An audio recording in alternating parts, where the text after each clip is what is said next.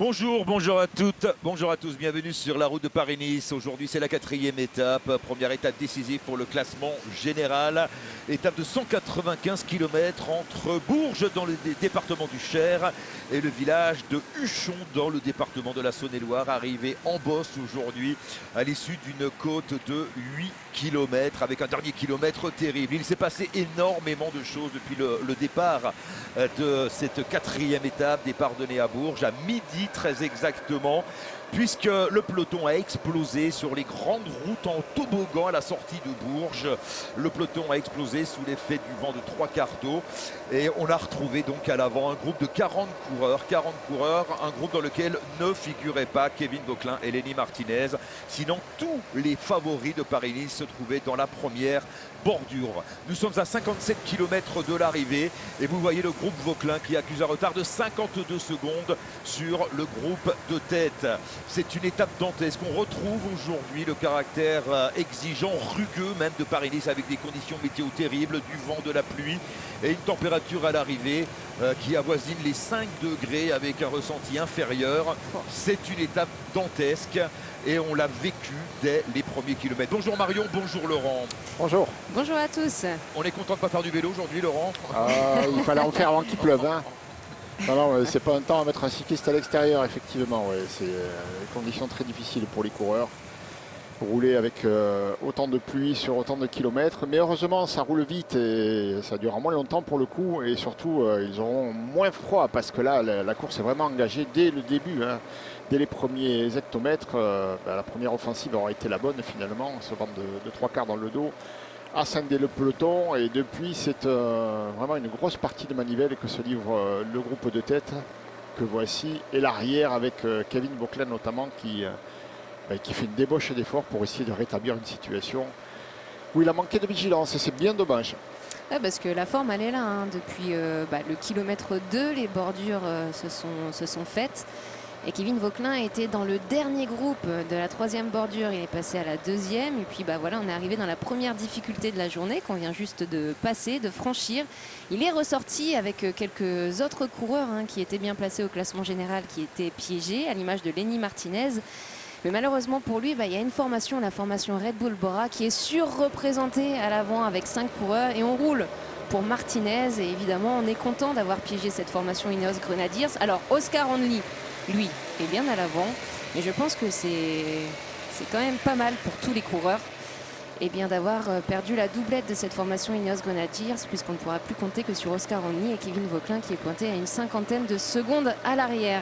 On vient de voir le passage au sommet de la première difficulté, la côte de la Croix des Cerisiers, côte classée en 3e catégorie. Et ce sont les 3 coureurs de Red Bull Bora qui sont passés en tête avec Mick Van Dijk devant Callum Thornley et Daniel Felipe Martinez qui est passé en 3e position. 5 coureurs de Red Bull Bora Hansgrohe dans ce groupe de tête, c'est l'équipe la mieux représentée. Et puis on retrouve également dans ce groupe les autres favoris du général, bien sûr le porteur du maillot jaune, Juan Ayuso. Il y a également Jonas Vingegaard qui est accompagné d'Eduardo Affini pour l'équipe Visma Lease Bike. Dans ce groupe de tête, en revanche, donc Kevin Vauquelin, Lenny Martinez sont pointés à 50 secondes. On va retrouver tout de suite au cœur de la course avec le groupe de tête Thomas Voeckler. Bonjour Thomas, quelle est difficile, quelle est exigeante, quelle est dantesque cette étape? Ouais, bonjour à toutes et à tous, bonjour Alex, Marion, Jaja. Eh bien écoutez, Paris-Nice, la course des bordures, vous en vouliez, il y en a eu, mais on ne les a pas vus. Par contre, ça oui, bel et bien borduré au début de l'étape. La situation qu'on a actuellement avec un groupe de tête d'une trentaine de coureurs, 28 pour être exact, et un groupe de 100, d'une centaine à l'arrière, même si ça a dû bagarrer un peu sous l'impulsion de Kevin Vauquelin dans le grimpeur précédent. Il n'en a pas été comme ça depuis le début de l'étape. Il y a eu des successions, il y a eu plusieurs groupes. En tout cas, ça a été vraiment un début de course avec du vent. 3/4 d'eau assez fort, ce qui a scindé le peloton. Et du coup, ça a piégé Kevin Vauquelin. Il y a à l'avant, vous avez bien résumé de toute façon, les prétendants. Il ne manque que Kevin Vauquelin. C'est bien dommage. Donc, est-ce que c'est de la vigilance? Est-ce qu'il y a eu un souci? En tout cas, il manque un des 2 leaders de la Ineos Grenadiers à l'avant. Et encore, il aurait pu manquer les 2, puisque figurez-vous que tout à l'heure, avant la retransmission, au kilomètre 80 environ, Oscar Onley a été victime d'une chute à l'avant de la course. Il a pu revenir grâce à l'aide de Josh Schmetterling dans le groupe de tête, mais il s'en est fallu de peu pour que cette équipe Ineos perde tout et perde leurs 2 leaders. Donc ils ont bien l'air de leaders, un à l'avant, un à l'arrière, avec Josh Starling d'ailleurs qui il s'arrête. Est-ce qu'ils vont attendre le groupe de derrière vélo, pour aider Kevin Vauquelin à revenir? Ça, c'est une question. Alors, on change de vélo pour Oscar Onley apparemment. Oui, et on a vu le cuissard déchiré d'Oscar Onley. Après, par Josh Starling. ouais, et Oscar Onley, cuissard déchiré, donc après sa chute survenue au kilomètre 85. Cette chute, vous faites bien d'en parler, Thomas, puisqu'elle a jeté à terre également Dan Houle, le néerlandais de la formation Decathlon CMA CGM, qui était dans le groupe de tête, qui est tombé, mais qui lui n'est pas reparti et qui a dû abandonner, l'un des grands protagonistes depuis le départ de la course au soleil. Et au passage, Oscar Onley qui n'a pas manqué de remercier quand même les commissaires là, parce que faire barrage sur un changement de vélo, c'est un peu dommage. C'est pas un cadeau qu'on lui fait là. La course est tellement difficile, il a été malchanceux. Donc voilà, on aurait pu laisser les voitures à l'arrière du groupe. Et on ne peut pas lui permettre d'avoir cet avantage-là pour reprendre sa place au sein du groupe. Nous sommes dans le final de cette étape avec beaucoup de petites routes et puis un profil en montagne russe. C'est Les toboggans. des toboggans, les toboggans du Morvan. Voilà, nous sommes dans le massif du Morvan. Les coureurs vont traverser la ville d'Autun avant d'aller chercher donc les 2 dernières difficultés, la côte de la Croix de la Libération et bien sûr la montée vers le signal du Chon, là où est jugée l'arrivée de cette 4e étape. Il n'y a pas grand monde pour épauler Kevin Vauquelin. Lenny Martinez, on l'a vu passer quelques relais, mais à l'arrière, c'est pas la formation Visma Leaseback, évidemment, qui va prêter main forte aux coureurs français. On a placé à l'avant Jonas Vingegaard, mais il est épaulé que d'un seul homme, Eduardo Affini. Il faut noter parmi les coureurs piégés un coureur de renom également, Marc Soler, ancien vainqueur de Paris-Nice. Lui aussi figure dans ce groupe, Kevin Vauquelin, mais il ne collabore pas, puisque à l'avant, Brandon McNulty figure bien dans le groupe de tête. Et regardez, Oscar Onley qui a du mal à garder la roue de Josh Starling pour faire son retour sur le groupe de tête. L'équipe Ineos qui traverse un moment difficile, avec Kevin Vauquelin pointé toujours à une 50aine de secondes, et Oscar Onley en difficulté après son changement de vélo.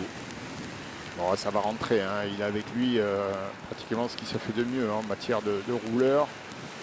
Josh Starling, c'est une sacrée locomotive, il va le ramener au sein de ce groupe. Et le forcing de la formation Red Bull Boransgro évidemment, qui elle a tout intérêt à creuser un maximum l'écart avec le groupe Kevin Vauquelin évidemment. Avec Nico Denz ici qui fait le gros du boulot. Alors après on n'a quand même pas beaucoup piégé de leader. Il manque Kevin Vauquelin, il manque Lenny Martinez, Nicolas Prodhomme également n'est pas à l'avant, Harold Terrada ou encore Ion Izagirre. Vlasov également. Et Vlasov est derrière aussi. Et Vlasov qui est dans cette formation Red Bull. Oui, et évidemment on ne se soucie guère d'Alexandre Vlasov au sein de la formation Red Bull Boransgro, puisque c'est la formation allemande qui imprime le tempo dans ce groupe de tête. Oui, alors c'est l'équipe la mieux représentée, mais c'est également l'équipe pratiquement la seule qui fait le boulot en tête de course. On laisse à personne le soin d'imprimer le rythme. Est-ce qu'on les focus et est-ce qu'on fait une obsession sur Kevin Vauquelin en se disant que c'était lui finalement l'homme à abattre aujourd'hui, lui éviter de revenir, quoi qu'il en soit. Si Kevin Vauquelin parvenait à revenir, ce dont je doute, alors qu'il est, parce que ça fait tellement longtemps que ça dure, il aura lâché beaucoup de force, et avec une arrivée quand même exigeante aujourd'hui, je ne suis pas certain qu'il ait la capacité, si une jonction s'opérait, de pouvoir aller défendre sa chance pour la victoire d'étape et être au contact des meilleurs ensuite. En tout cas, il a un sacré mental, parce que depuis le kilomètre 2, il était pointé à 1 minute 30 et l'écart aussi entre 1 minute 30, 1 minute, il est revenu à 50 secondes, 47 secondes même, et il lâche rien le coureur français. C'est lui là-bas, et oui, avec le maillot blanc de meilleur jeune évidemment, Kevin Vauquelin, qui n'a pas le choix, qui est obligé de participer à l'effort évidemment, parce qu'il n'a pas beaucoup de soutien, on l'a dit, dans ce groupe. Alors il reste 50 km, 50 secondes de retard pour Kevin Vauquelin, brillant vainqueur du contre-la-montre par équipe hier avec la formation Ineos Grenadiers. C'est lui qui avait franchi en tête la ligne d'arrivée, appuyé sur Loire, mais là la situation est tout de même bien mal engagée pour le Français. Et puis ça fait 120 km que ça dure. Exactement, Marion. Et c'est vraiment dommage. Alors, je me répète un petit peu, mais hier à l'issue de ce contre-la-montre par équipe, on s'est dit que ce serait pas facile de gagner, mais que quand même il avait là une vraie chance d'aller pouvoir disputer la victoire sur ce Paris-Nice. On le sentait bien, il avait pris l'avantage sur le chrono. c'est vraiment une faute aujourd'hui finalement que d'avoir loupé ce coup. 40 coureurs devant, et quand tu es deuxième du général, tu dois être devant. La course elle commence au kilomètre 0. Je ne sais pas pour quelle raison il pouvait être au-delà de la 40e place, mais c'était certainement pas l'endroit où il devait se trouver. Et Oscar Only qui peine à rentrer, 22 secondes toujours. Ouais, on va peut-être retrouver Thomas. Thomas, est-ce que vous êtes intercalé entre le groupe de tête et les deux coureurs d'Ineos Grenadiers? Ouais, on est juste derrière Ineos Grenadier, derrière Oscar Only et Josh Starling. Alors autant dans la descente, on peut considérer comme normal presque que Oscar Only ait du mal à suivre son coéquipier, puisque Oscar Only ayant été victime d'une chute, il peut avoir un peu d'appréhension, mais là on était dans une partie où ça remontait un petit peu, et Starling, on a bien vu qu'il se retournait pour voir s'il était toujours là, il a dû soulager un petit peu son effort. Il a du mal, Oscar Only. Je pense que c'est des séquelles de sa chute. C'est pas son niveau normal. Il doit réussir dans une montée à suivre Josh Starling. Et j'ai vu Josh Starling même prendre une barre énergétique dans sa poche, lui proposer. Il a fait le nom de la tête, il lui a remis la barre dans sa poche. En gros, c'est pas la fête du côté d'Oscar Only. On n'est pas revenu encore, on n'est pas revenu, ça c'est clair. Ouais. Non, et puis il y a toujours Watson, je crois, à l'avant, qui pourrait se relever peut-être, la formation Ineos. Oui, Sam Watson et Michal Kwiatkowski également, a priori, est également présent à l'avant pour Ineos Grenadiers. Là, on prend l'eau pour la formation Ineos. Ouais, 25 secondes de retard pour le 4e du Tour de France l'an dernier, Oscar Only, l'Écossais de la formation Ineos Grenadiers, Kevin Vauquelin. Survolté. Ouais. Il doit s'en vouloir. Quel dommage.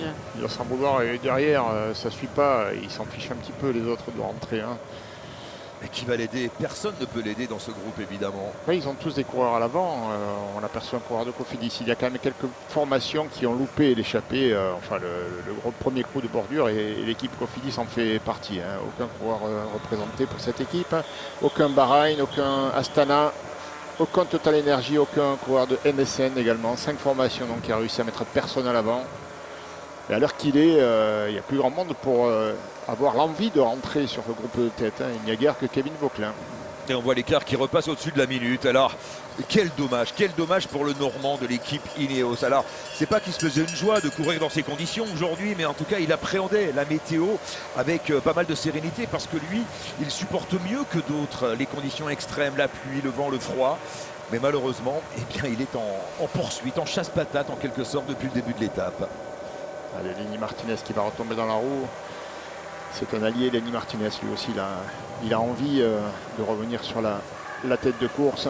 Je crois bien que c'est le seul d'ailleurs qui prend des relais avec Kevin. Ouais, mais c'est pas des conditions météo qu'il affectionne. Lenny Martinez. Ouh là, il y a une chute là, Ah oui, visiblement. il s'est passé un truc, ouais.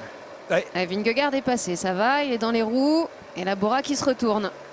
Oui, on temporise. Tiens, ça c'est bien. Ouais, pour... le maillot jaune, le maillot jaune, le maillot jaune est tombé. Le maillot jaune est tombé.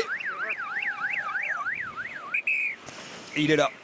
Non, là, ce sont les coureurs de UAE. McNulty, ouais, également victime de la chute. Thomas, est-ce que vous êtes avec les hommes qui ont été jetés à terre? Oui, Castrillo. Alors il y a un McNulty qui est à l'arrêt avec Nils Poulit, mais ils sont debout, ils attendent un vélo. Le maillot jaune, il est en carafe. Attends, ralentis, Jo, s'il te plaît. Il a mal. On avance un peu pour pas rester à ses côtés. Le maillot jaune est très durement touché. On reste pas juste à côté de lui pour pas l'embêter. Mais il n'arrive pas à pédaler. Il n'arrive pas à pédaler. Juan Ayuso. Est-ce il lui reste un coéquipier qui est au courant? C'est un par un. Ça sent pas très bon. C'est vraiment parce qu'il doit repartir et que c'est un guerrier qui est reparti tout de suite. Attention, on va prendre du champ parce que le groupe Kevin Vauquelin arrive à toute vitesse derrière. C'est le chaos total sur cette 4e étape de Paris-Nice. C'est le maillot jaune qui est obligé de mettre pied à terre. Il touche à la cuisse là. Il ne peut plus pédaler. Ouais, je pense qu'il y a un problème, peut-être de fracture même. Aïe, mais quelle catastrophe pour Juan Ayuso. Et Vingegaard est là. Ouais, Jonas Vingegaard qui est passé à travers. Et Watson se relève.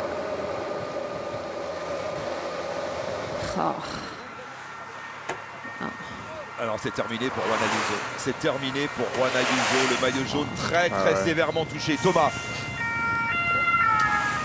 Ouais, il y a Roméo de Movistar également qui est en carafe et qui est tombé, qui va être repris par le groupe emmené par le maillot blanc.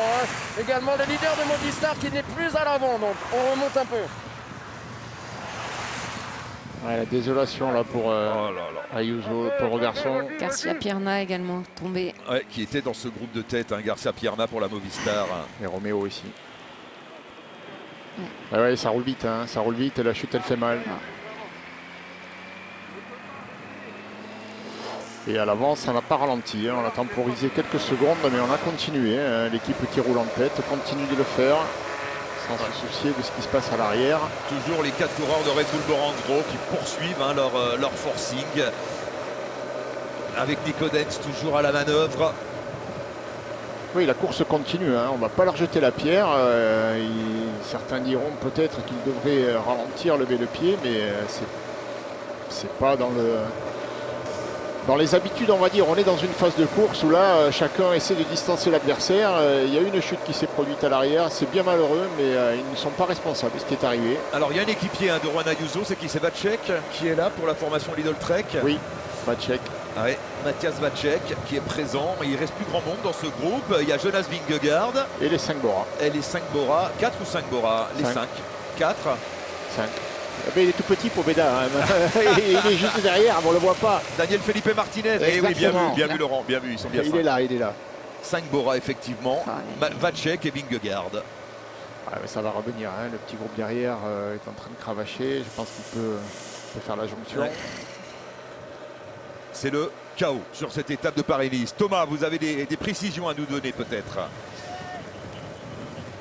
Ouais, en fait, je suis en passant les coureurs qui ont été victimes de la chute, hein, je suis toujours derrière Oscar Onley et Josh Tarling qui essayent toujours de revenir. Et à l'instant même, eh bien, il y a notre coureur, ça doit être Sam Watson qui était à l'avant, qui vient, qui les attendait depuis tout à l'heure et qui aide Josh Tarling. Maintenant, il y a 2 coureurs, 2 équipiers de Oscar Onley qui sont là pour le ramener à l'avant de la course.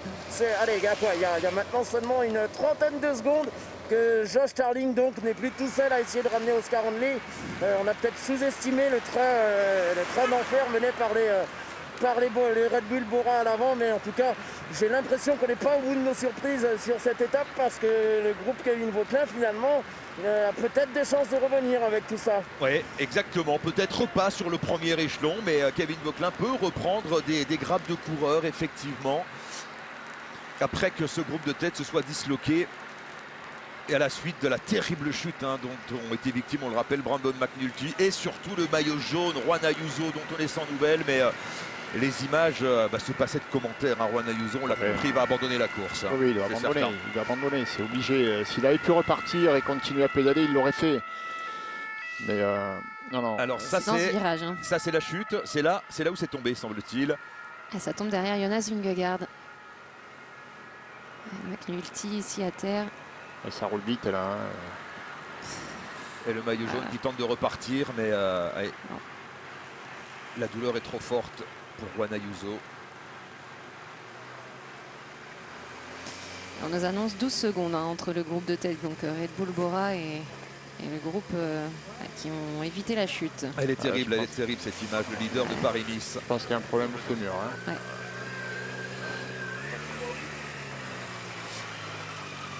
Voilà l'ambulance qui va prendre en charge Juan Ayuso, et on va laisser évidemment le malheureux coureur espagnol. Qui était depuis l'arrivée du contre-la-montre par équipe hier, grandissime favori pour remporter le classement général. Hein.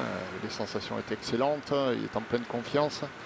Et la journée d'aujourd'hui finalement se passe à merveille pour lui. Hein. Ça se tire à la bourre de tous les côtés, mais lui n'a pas eu à travailler, ni même son équipe d'ailleurs, pour défendre ce maillot. Et voilà. Le soir on a décidé autrement. Et donc devant, eh bien, on n'a plus aucun garçon du top 3. On n'a plus Ayuso, on n'a plus Vauquelin, on n'a plus Onley qui est pointé à 34 secondes. Et Onley ça va pas du tout. Hein. C'est pas les collègues qui n'ont pas la capacité de le ramener, c'est lui qui n'arrive pas à les suivre. Hein. Parce qu'elle a Karman ici qui était dans la première bordure. Oui, le coureur de la formation Jaiko Alula, le sprinter allemand qui retombe donc sur le trio de la formation Ineos Grenadiers. Celles sont terribles ces routes. Alors évidemment la pluie les rend dangereuses, hein. Ce sont des routes étroites, rendues glissantes par la pluie qui tombe sur la Saône-et-Loire depuis maintenant, depuis le début de la fin de la matinée. Puis très dense, très drue là qui s'abat sur la course. Il reste 41 km de difficulté. la côte de la Croix de la Libération à la sortie d'Autun. Et puis bien sûr l'ascension du signal Huchon où est jugée l'arrivée de cette 4e étape de Paris-Nice. On va se quitter quelques instants. On revient très vite sur la route de Paris-Nice. Restez avec nous.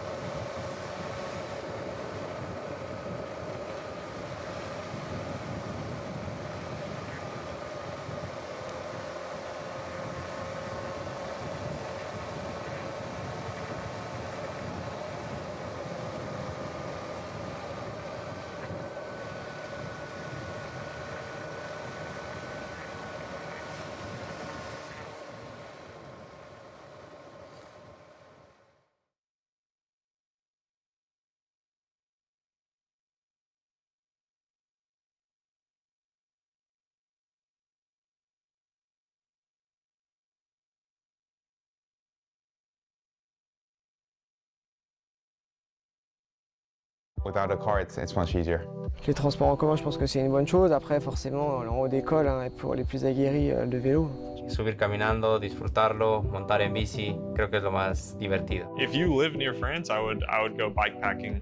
Quel giorno lasciate tutte le macchine a casa, venite a piedi, in bici e godetevi lo spettacolo. Si vous voulez venir nous encourager sur les routes, pensez au covoiturage. Ride it, walk it, run it. Just come up how you want, but in an eco-friendly way.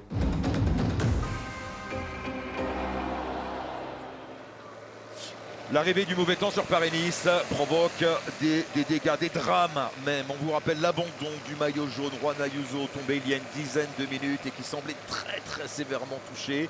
Au niveau des membres inférieurs, on n'a pas encore de diagnostic, mais Juan Ayuso va sans doute mettre beaucoup de temps avant de remonter sur un vélo. Malheureusement donc l'abandon du maillot jaune, Juan Ayuso. Une chute qui a également jeté à terre Brandon McNulty.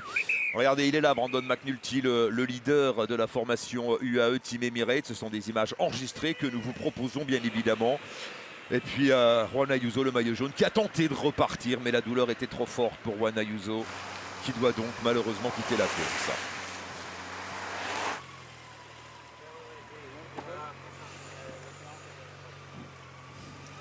Et avec Steven de Jong, son directeur sportif, mais rien à faire hein, pour le maillot jaune, qui a été transporté dans l'ambulance. On retrouve les images du direct. Nous sommes à 37 km de l'arrivée. Dans 7 km, les coureurs traverseront Autun avec le groupe de tête. Jonas Vingegaard, accompagné de 5 coureurs de la formation Red Bull Bora Hansgrohe. Daniel Felipe Martinez, Nico Denz, les frères Van Dijk, Tim Emick. Et puis il y a également normalement Callum Thornley, à moins que l'Écossais ne se soit relevé dans ce groupe de tête. Et dans un groupe, allez compter à une dizaine de secondes, 15 secondes exactement, et bien on retrouve David Gaudu, oui, par exemple. Il est là, le groupe dans lequel on retrouve effectivement David Gaudu, qui était accompagné de 2 équipiers dans le groupe de tête lorsque cette bordure s'est formée. Il y avait notamment Johan Jacobs et Clément Russo avec lui. Mais Clément Russo et Johan Jacobs ont été distancés depuis pas mal de temps maintenant.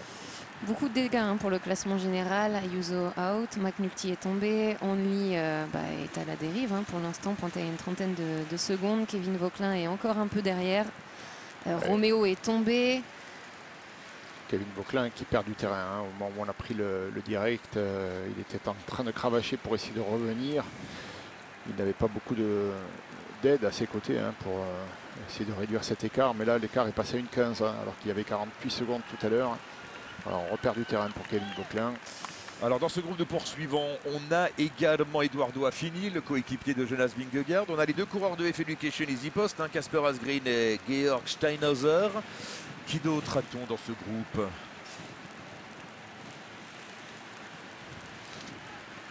Niklas Markel, je crois, pour la formation Picnic Postenel. Oui, c'est bien lui. David Gaudu en jaune. Oui, David Gaudu en jaune, voilà. En jaune, avec le kawaii jaune, mais pas avec le maillot jaune. Non, le kawaii. Non, mais il va faire un sacré rapproché au classement général. David Gaudu, il était 21e et ça a fait beaucoup de dégâts. Il aime bien ces conditions météo, David Gaudu. C'est vrai qu'elles ne conviennent pas à tous les coureurs. On parlait tout à l'heure en off de Jonas Vingegaard qui aime également ces conditions météo difficiles, très exigeantes. Aujourd'hui, il est bien, Jonas. Ah, regardez, on voit bien les 3 premiers échelons de la course avec les 4 coureurs de Red Bull Boransgro accompagnés de Jonas Vingegaard pour l'instant. C'est le grand vainqueur du jour, Jonas Vingegaard. Il est en jaune pour l'instant. Exactement. À ce moment précis de la course, il est maillot jaune. C'était le mieux placé au général puisque Jonas Vingegaard occupait la 7e place ce matin à 17 secondes du leader, le malheureux Juan Ayuso.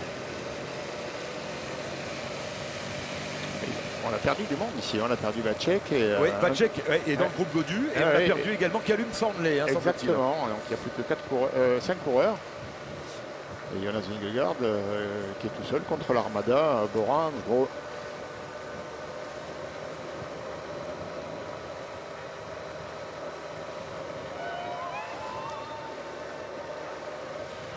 Impressionnant le travail de cette équipe Red Bull Boransgro depuis le départ de cette étape. Qui lamine tout le monde au fil des kilomètres et sans jamais relâcher l'étreinte, petit à petit le ménage se fait. Alors apparemment le groupe Oscar Only, les 3 coureurs d'Ineos Grenadiers vont faire la jonction avec le groupe David Gaudu. Les voici. C'est peut-être l'occasion de retrouver Thomas sur la route. Coureurs avec eux. Au cœur de la course, Thomas.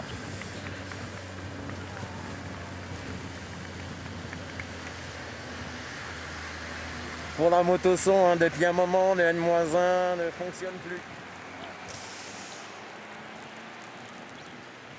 On a Matteo Trentin dans ce groupe.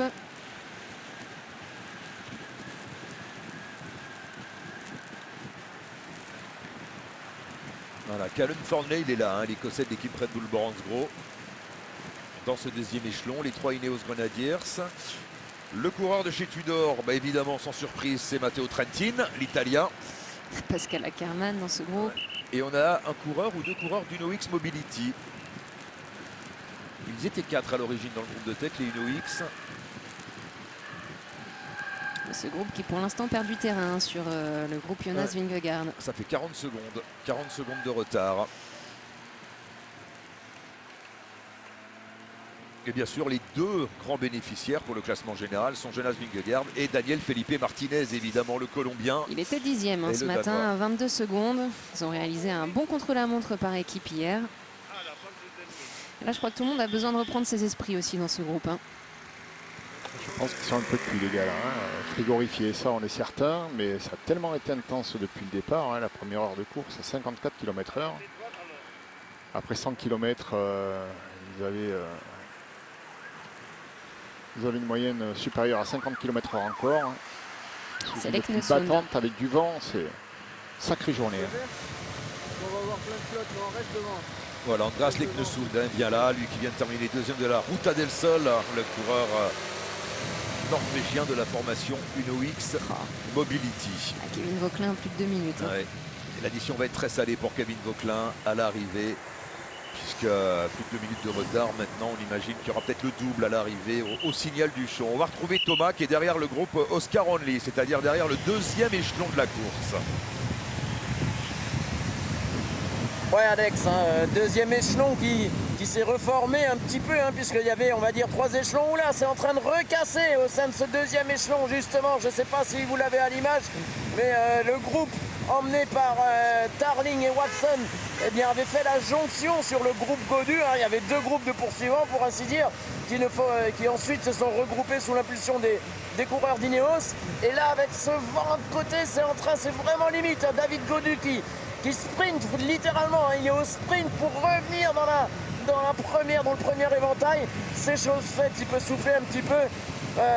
Ça a été chaud là pour le désormais leader de Groupama FDJ United en vue du classement général, puisqu'on rappelle que Wayne Kostiou, qui tout comme Kevin Vauclin, n'a pas peur hein, en général de ces conditions météo. Preuve en est que c'est pas juste de bien passer le froid aujourd'hui. Il y a plein de paramètres avec lesquels il faut jouer. Et là, on voit ces drapeaux, ces vents 3 quarts d'eau. Ça aura été à bloc du début jusqu'à la fin aujourd'hui. Hein. Ça commence à faire beaucoup l'écart entre la tête de peloton et la tête de course et le groupe Vauclin. Ça va se jouer entre le groupe David Gaudu et la tête de course. Hein. Classement général avec le vainqueur de Paris-Nice qui se trouve là. Ouais, Kevin Vauclin, on a vu un petit geste presque de résignation de la tête hein, de la part du Normand avec Lenny Martinez.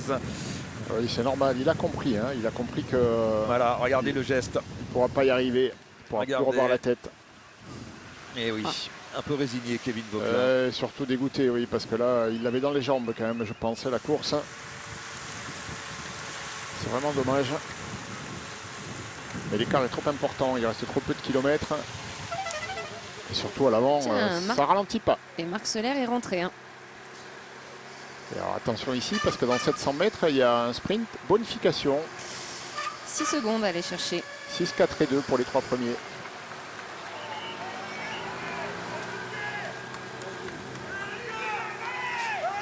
La tête de la course est à Autun.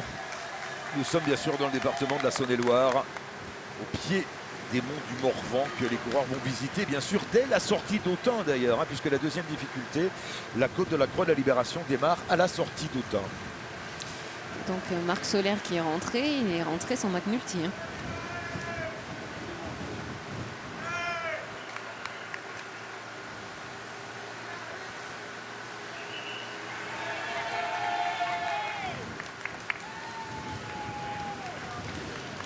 C'est une situation de course assez peu commune, hein. Un groupe de 5 avec 4 coureurs de la même équipe. On ne voit pas ça tous les jours. Et il va y aller évidemment les bonifications pour Vingegaard. Daniel Felipe Martinez va y aller aussi. 6 secondes. Mais elles sont pour, en tout cas les 6 secondes de bonification sont pour Jonas Vingegaard. Il a bien eu son roadbook, hein, le coureur danois. Ouais, mais surtout il n'a pas été bon Martinez là, parce que avec 3 coéquipiers aller se faire chipper la bonif, ça fallait le faire quand même. Et l'écart qui continue de se creuser. C'est pas Vingegaard qui disait que la bonif ça servait à rien, que ça allait pas se jouer à 4 secondes. Oui, c'est vrai, c'est lui. Voilà, 6 secondes de bonification pour Jonas Vingegaard, 4 secondes pour Daniel Felipe Martinez. Oui, je disais l'écart qui reste intact avec le groupe que l'on retrouve, le groupe qu'on va appeler David Gaudu, Oscar Onley, 48 secondes de retard. Avec l'Eknesund, on a dit Ackermann qui ferme la marche. Mathias Vacek, le coéquipier de Juan Ayuso. Et donc Soler qui rentre sur ce groupe sans McNulty, c'est-à-dire que McNulty ça va peut-être pas fort non plus. Hein. Et Soler il n'était pas là tout à l'heure. Ouais, mais il est rentré. Il est rentré il y a quoi? Il est rentré il y a quelques kilomètres.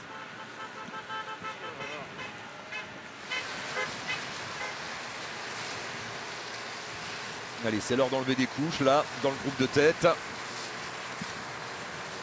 Et oui, parce qu'on attaque les reliefs un peu plus sérieux et surtout c'est le money time. Hein. C'est la victoire d'étape et peut-être même la victoire du classement général qui se joue maintenant. Paris-Nice se jouer aujourd'hui sans doute, exactement. Exactement, entre Vingegaard et Martinez.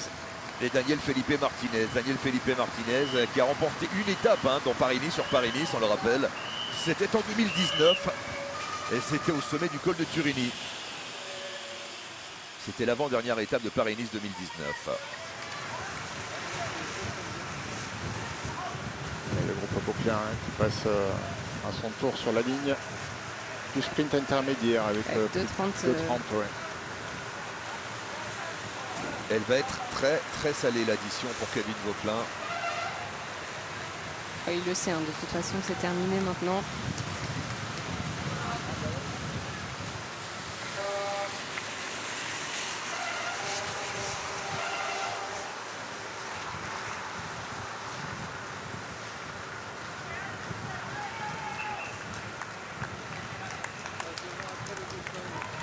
La traversée de la ville de Autun, donc pour le groupe Kevin Vauclin Autun, qui a accueilli à 2 reprises une arrivée d'étape du Tour de France. La première en 1998 avec la victoire de Magnus Bäckstedt, le Suédois. C'était une étape qui reliait la Chaux-de-Fonds dans le Jura suisse à Autun. Et puis deuxième arrivée d'étape, c'était en 2007, un peu plus près de nous. Étape Chablis-Autun, c'était en début de Tour de France en 2007 avec la victoire de Filippo Pozzato, l'Italien. On avait mis des couches. Hein. Oui, Jonas Vingegaard. Ouais, il s'était bien protégé en tout cas, hein, et ça lui a réussi. En tout cas, il est résistant, Vingegaard, parce qu'il n'est pas bien épais hein, quand même, le coureur danois, mais ses conditions ne lui posent, enfin, lui pose des problèmes comme à tous les coureurs, mais en général, il les vit assez bien, ces conditions dantesques.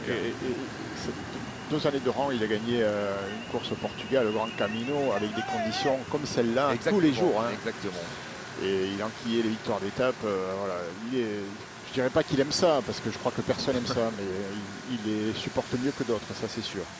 Bientôt 1 minute de retard pour le groupe Oscar Only. Je ne sais pas si Thomas est toujours avec nous, mais le groupe des Ineos Grenadiers est en train de céder du terrain sur la tête de la course.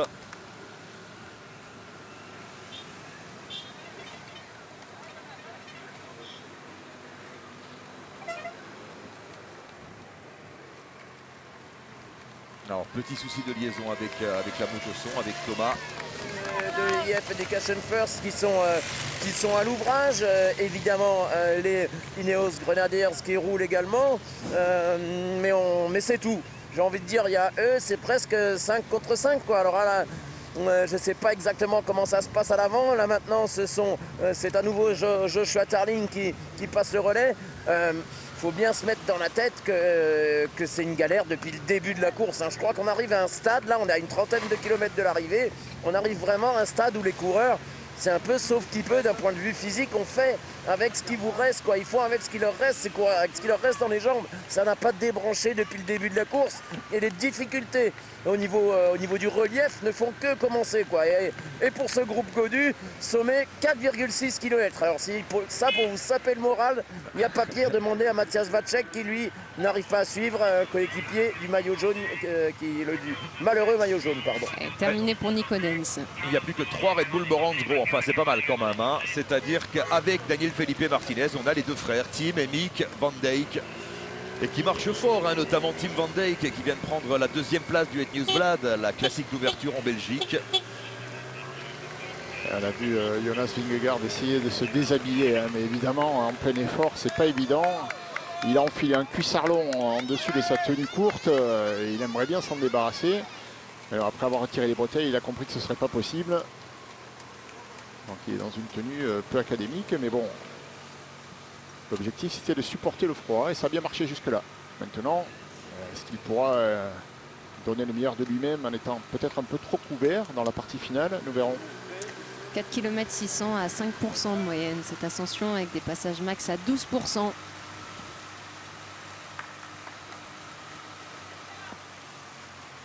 Regardez toutes les peines éprouvées par Jonas Vingegaard pour enlever ses couches successives.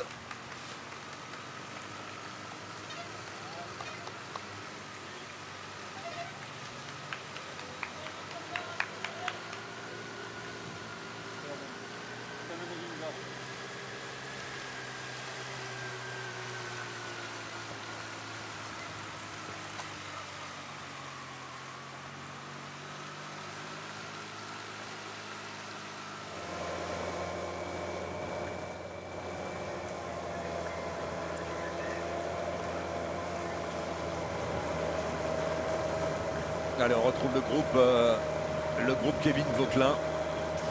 Qui perdent du temps, de 42 maintenant. Ouais, bientôt 3 minutes de retard pour le groupe Kevin Rémi Coquelin. Martinez également dans ce groupe. Rémi Cavagna également. C'est le viseur ou... Les coureurs de la formation Visma Lease a Bike à l'arrière qui se relève avec Victor Campenart.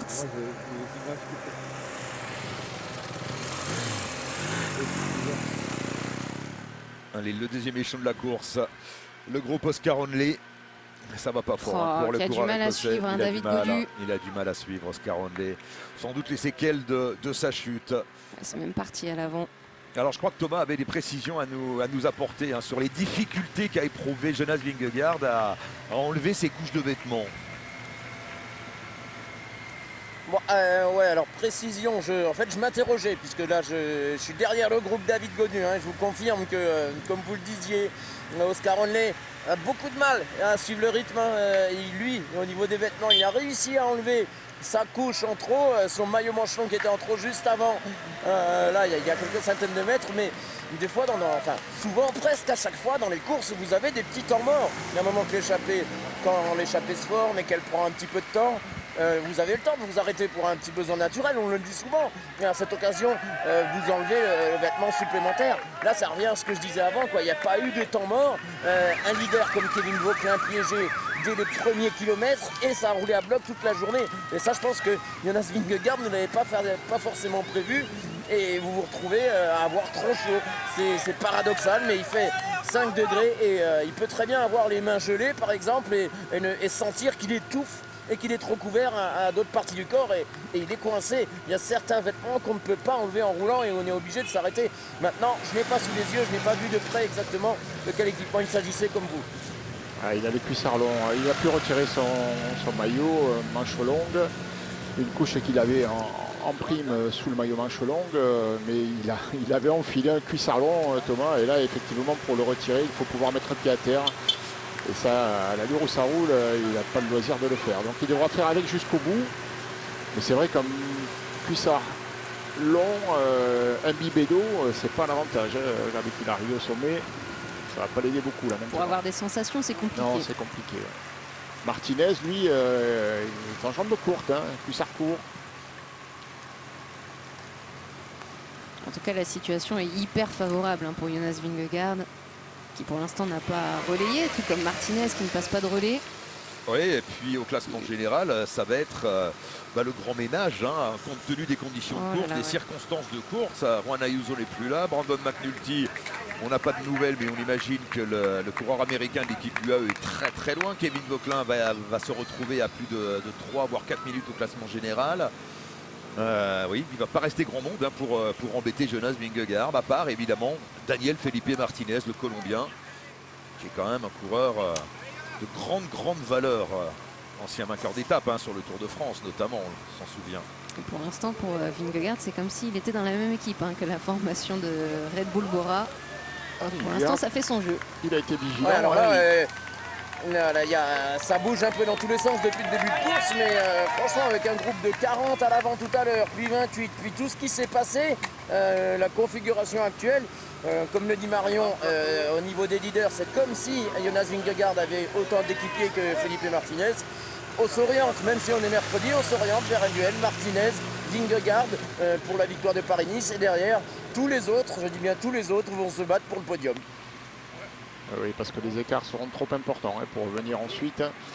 Et Vingegaard a parfaitement été très lucide aujourd'hui, bien placé. Il a su être dans ce groupe de tête, même s'il était seulement avec un seul coéquipier à ses côtés. Et depuis, il a compris la route qu'il fallait pointer, celle qu'il fallait suivre, celle de Felipe Martinez, qui est très bien entouré, lui. Et maintenant, ça va se résumer donc à mano à mano entre ces deux hommes. Et belle prestation également de David Gaudu. Il y en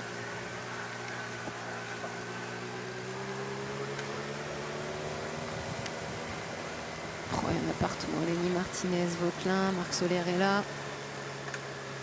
Ça devient dur et forcément les meilleurs du groupe de coureurs battus essaient dans un sursaut d'orgueil de revenir sur le groupe devant. Soler, Martinez et Kevin Vauquelin.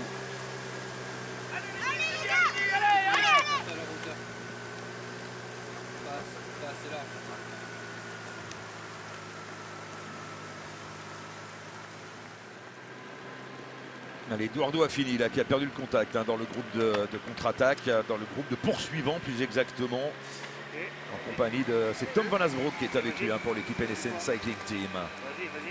David Gaudu est là. Le retard du groupe Only maintenant 1 minute et 35 secondes.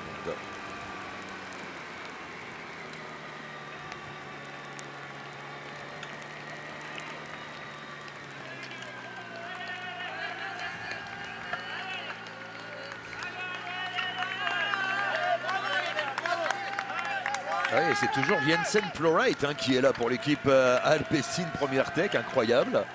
Le sprinter de cette formation qui accompagne donc David Gaudu et Oscar Henley. On retrouve la tête de la course.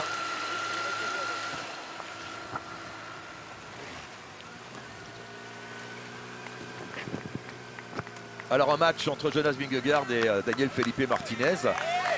Daniel Felipe Martinez, c'est pas n'importe qui, c'est un garçon qui a quand même déjà gagné un Critérium du Dauphiné. Souvenez-vous, c'était en 2020 lorsque le Critérium du Dauphiné avait eu lieu au mois d'août sur 5 jours. C'était bien sûr l'été du Covid. Il a gagné un Tour du Pays Basque également, Daniel Felipe Martinez. C'est un grand coureur, Daniel Felipe Martinez, et il a l'air de vraiment d'être dans une bonne période là.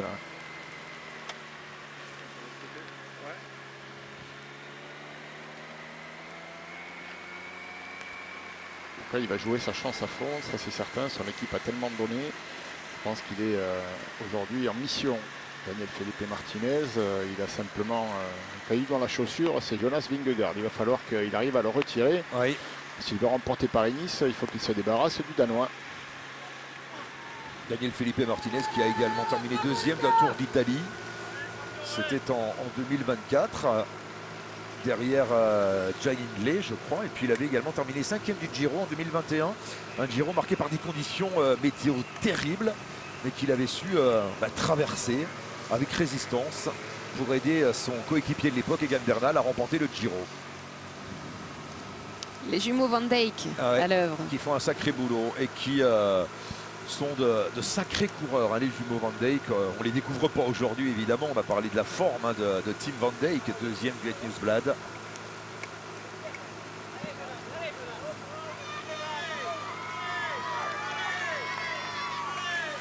Des garçons d'ailleurs qui portaient le même maillot que Jonas Vingegaard. Jadis. Le maillot de la formation Visma Lease a Bike.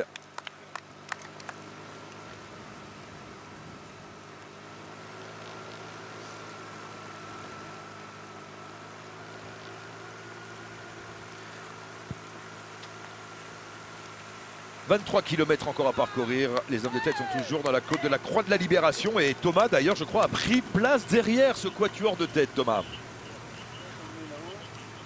Ouais, ça fait drôle de voir comme ça 3 coureurs de la même équipe avec un seul coureur d'une autre équipe dans une étape de Paris-Nice. Alors 3 coureurs, on se rappelle d'une première étape de Paris-Nice, des Jumbo-Visma à l'époque, la victoire de Christophe Laporte, il y avait Roglic notamment dans le trio. Mais alors là, c'est quand même une situation inédite. Bon, on va voir ce mano à mano ce que ça va donner. Moi je suis épaté par les frères Van Dijk quand même, sur un tel profil, sur le début de la course, ok, mais qu'ils soient là à ce moment-là, chapeau. Chapeau en tout cas, numéro collectif de cette équipe Red Bull Bora-Hansgrohe. Dès le début, quand il y avait encore 40 coureurs, c'était l'équipe la mieux représentée et de très très loin. Et quelquefois ça peut vous jouer des tours parce qu'on vous laisse faire tout le travail. Et bien là, on s'est vraiment rapproché de l'arrivée. Ils emmènent leur leader dans la meilleure condition possible. Alors peut-être que c'est Vingegaard qui va gagner, on ne sait pas. Mais en tout cas, ils n'auront rien à regretter. Les 2 coureurs de la Red Bull Bora-Hansgrohe, puisqu'ils roulent à 2, qui sont supérieurs au reste des coureurs que je n'aperçois pas maintenant qu'on a franchi le sommet. La poursuite, là, il y a un coureur de IF qui est tout seul en contre et juste après les 4 coureurs dont David Gaudu, mais c'est le néant, j'ai envie de dire, c'est terminé, Paris-Nice, c'est pour le classement général, ça va se jouer là entre ces 4 coureurs et donc ces 2, une fois que les équipiers auront fini leur travail du côté de la Red Bull Bora-Hansgrohe, à qui il faut tirer un coup de chapeau pour ce travail collectif aujourd'hui. Exactement, Thomas. Là, on retrouve le groupe Kevin Vauquelin qui est réduit à 3 unités, 3 éléments. Il y a Lenny Martinez, il y a Kevin Vauquelin, Et Marc Soler. Et Marc Soler pour la formation UAE Team Emirates. Et là, tout le monde roule maintenant. Maintenant que c'est course perdue pour tout le monde, on collabore. Et pour revenir à ce que disait Thomas, c'est vrai, remarquable travail de cette équipe de Felipe, Daniel Felipe Martinez, la Red Bull Boransgro. Mais on n'oublie pas non plus que ils sont à l'avant. Mais c'est tombé derrière aussi. Il y a des garçons qui avaient la capacité d'être avec eux à cet endroit, mais voilà, c'est tombé juste derrière. Après la chute, il n'y avait que 5 coureurs devant. Et eux n'ont jamais levé le pied. Ils n'avaient pas à le faire d'ailleurs, puisque c'était eux qui roulaient en tête depuis déjà de nombreux kilomètres. Donc ils ont simplement continué à faire ce qu'ils faisaient très bien. Mais les adversaires ont été soit pris dans les chutes, soit piégés en début de course. Et pour le coup, voilà, l'égrainage s'est fait petit à petit au fil des kilomètres. Et on est sans nouvelles, toujours de Brandon McNulty, l'américain. De Roméo également. Et d'Ivan Romeo pour la formation Movistar, exactement. Alors que Kevin Vauquelin passe seulement au sommet de la côte de la Croix de Libération. Ce qui est sûr, c'est que Kevin Vauquelin, aujourd'hui, il avait les jambes pour être devant.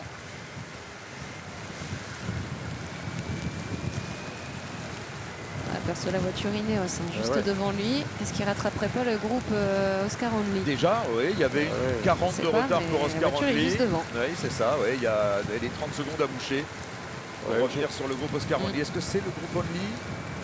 Peut-être pas, parce qu'il y avait des coéquipiers aussi. Mais alors, ça c'est le groupe Oscar Only, voilà. Oui, ça oui. Ça, on est d'accord. Avec Oscar Only en deuxième position. Devant, c'est toujours Tarling ou Watson? Starling, ça, le grand comme ça. C'est Tarling. Josh Tarling. Et puis Jensen Plowright, le sprinter de la formation Alpecin Première Tech. Incroyable. Alors lui, il fait une étape incroyable. C'est un sprinter d'ailleurs. Il a fait un top 10 tiens, sur la première étape. On parle à Tarling là dans l'oreillette. Peut-être leur dire qu'ils sont pas très loin derrière. En tout cas, ça discute. Oui, c'est peut-être le moment d'attendre effectivement Kevin Vauquelin pour Tarling et Oscar Onley. Pour tenter de sauver ce qui peut l'être. Ouais, ils sont en 30 secondes derrière. Il n'y a plus rien à sauver là. Non, ils ont pris l'eau de tous les côtés. C'est mort pour la victoire finale. Je pense que là, ils ont perdu toutes les chances. Il aurait peut-être fallu, mais ça c'est facile à dire maintenant. Il aurait peut-être fallu se relever de suite pour attendre Kevin Vauquelin qui était tout seul derrière. Ouais, et puis à un moment, il est revenu à 40 secondes, Kevin Vauquelin. Et il y avait quand même 5 coureurs de l'équipe Ineos Grenadiers dans le groupe de tête. Aux côtés, c'est vrai, de Oscar Onley, mais on a fait ce choix de rester avec lui. Et finalement, il a fait de l'huile un petit peu plus loin. Oui, il va y avoir un regroupement entre le groupe Vauquelin et le groupe Oscar Onley, avec toujours donc David Gaudu, Josh Tarling et Jensen Plowright. Le voici, le groupe Kevin Vauquelin. Et là, clairement, c'est pour la 3e place au classement général maintenant, tous ces coureurs. Avec Marc Soler qui relance. Le seul ancien vainqueur de Paris-Nice au départ de cette édition 2026. Marc Soler, vainqueur en 2018 de la course au soleil. On vous rappelle l'abandon du maillot jaune aujourd'hui au Juan Ayuso. L'abandon peut-être, là on prend des guillemets, c'est du conditionnel de Brandon McNulty, l'américain, qui est tombé également au même endroit, au même moment que Juan Ayuso, le porteur du maillot jaune. Voilà, la chute, elle se situe à ce moment-là. Juste derrière Jonas Vingegaard. Voilà, juste derrière Jonas Vingegaard. Il n'y a plus personne, et oui, parce que derrière, c'est tombé. C'est tombé violemment. Avec les deux coureurs de la formation UAE Team Emirates, dont Brandon McNulty, et surtout le leader de la course, l'Espagnol Juan Ayuso, qui a tenté de repartir, mais contraint de mettre pied à terre avec cette image absolument terrible d'un Juan Ayuso allongé dans l'herbe, inerte, et transporté dans l'ambulance. 19 km à parcourir, il reste une difficulté, et quelle difficulté, le signal du Champ, la côte qui mène au très joli village du Champ, 8 km à 4,5%, mais un dernier kilomètre absolument terrible, un dernier kilomètre à 13% de pente moyenne, avec passage à 16%. Voilà ce qui attend les coureurs, qui en ont déjà sacrément bavé depuis le départ de Bourges, départ donné à 12h10 pour cette 4e étape de Paris-Nice. On va marquer une petite pause, c'est la dernière, et on revient pour vivre le final. A tout de suite.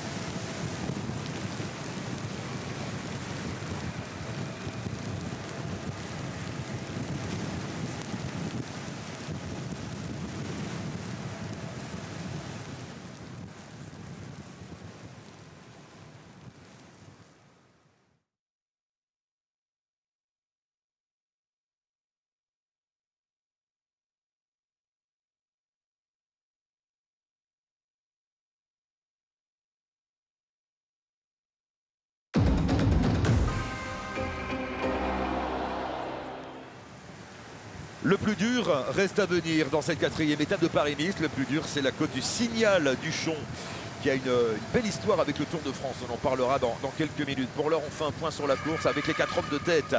Les jumeaux Tim et Mick Van Dijk.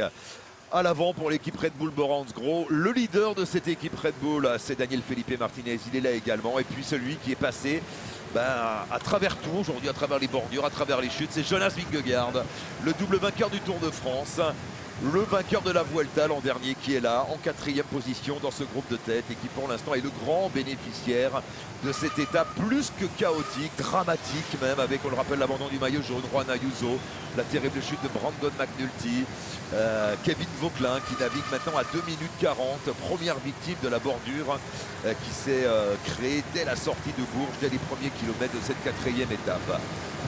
Jonas Vingegaard, pour l'instant virtuellement maillot jaune de Paris-Nice. Mais son match avec Daniel Felipe Martinez promet énormément dans l'ascension du Signal Duchon. Alors, petite précision, Daniel Felipe Martinez avait bien terminé 2e du Giro en 2024, mais c'était derrière Tadej Pogacar et non pas derrière Jay Hindley. Voilà, c'est rectifié. Allez, Kevin Vauquelin qui va faire la jonction avec le groupe Only. L'équipe Ineos Grenadiers qui est la grande perdante évidemment de cette étape chaotique. Puisque l'équipe britannique, on peut le dire, a quasiment perdu Paris-Nice. Oui, c'est perdu, à moins que demain il y ait, dans les jours qui viennent, un retournement de situation tellement improbable. Et des faits de course, des chutes, évidemment, on en a vu tellement aujourd'hui. À l'issue de l'étape aujourd'hui, on devra avoir 2 hommes avec peut-être plus de 2 minutes d'avance sur le 3e. Hein. Oui, voire 3 minutes même. C'est difficile d'envisager pouvoir gagner Paris-Nice quand on est à plus de 2 minutes. Non. Il y a le podium qui se joue. Alors, on attend Kevin Vauquelin, voilà, Josh Tarling qui se retourne. Il n'a plus trop le choix là maintenant, hein. il est là. Il est là, il arrive. Kevin Vauquelin, Oscar Only, David Gaudu et Jensen Plowright qui vont être repris donc par Kevin Vauquelin, Lenny Martinez. Marc Soler également doit être dans ce groupe toujours. Voilà.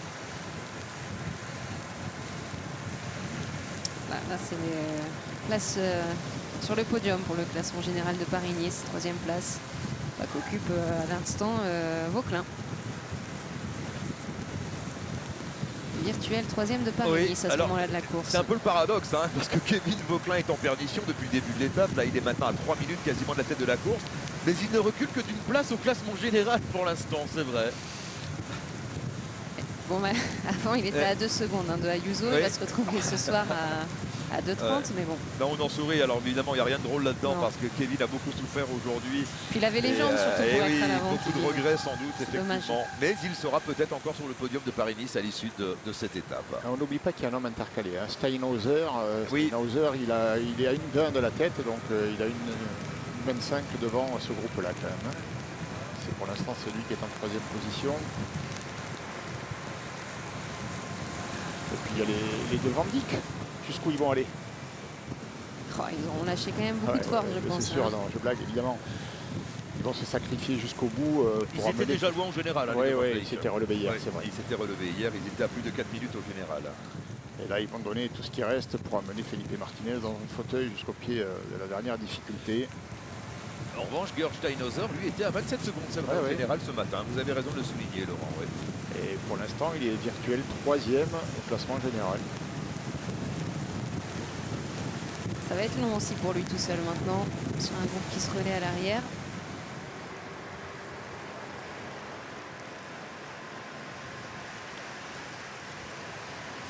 Alors Georg Steinhauser, on n'a pas d'image de Steinhauser pour l'instant puisqu'il est intercalé entre les deux groupes. On le cherche, me dit Philippe Le Tourneur, notre réalisateur aujourd'hui. Mais Georg Steinhauser, c'est un bon grimpeur. Hein. C'est un bon grimpeur, le coureur allemand. Il avait remporté une étape du Tour d'Italie à Santa Caterina il y a 2 ans. Une étape de montagne. Avec la bénédiction de Tadej Pogacar, certes, ce jour-là. Mais quand même, c'est lui qui avait levé les bras. C'était au Passo Broncone, exactement, qu'il s'était imposé. Les écarts, c'est impressionnant quand même. Hein. C'est vrai, je rejoins Thomas. Quel numéro là des frères Van Dijk là, qui écrase les pédales à l'avant de la course et qui creuse les écarts à 2 hein, sur le reste des coureurs à l'arrière. Énorme démonstration, c'est vrai, des frères Van Dijk qui vont évidemment se relever avant l'arrivée au signal du Chon, mais qu'on les reverra sur les Flandriennes évidemment. On l'a retrouvé, voilà, Georg Steinhauser. Qui a un lien de parenté avec Jan Ullrich. Hein. Je crois que c'est le neveu de Jan Ullrich, me semble-t-il. Georg Steinhauser, si je ne dis pas de bêtises.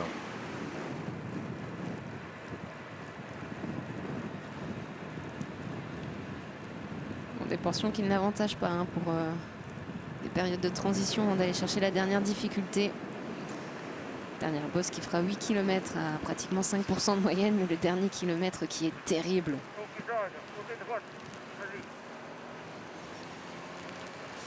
Voilà, c'est bien ça. C'est le neveu de Jan Ullrich. Voilà, ça c'est pour la petite anecdote, Georg Steinhauser. C'est surtout un excellent grimpeur, le coureur allemand.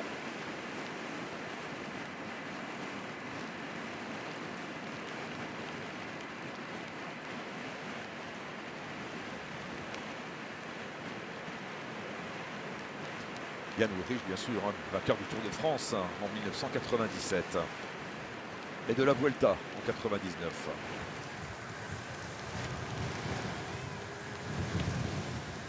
Ouais, Steinhauser, bah, il est pile à mi-distance, voilà, entre le groupe de tête et le groupe Vauquelin.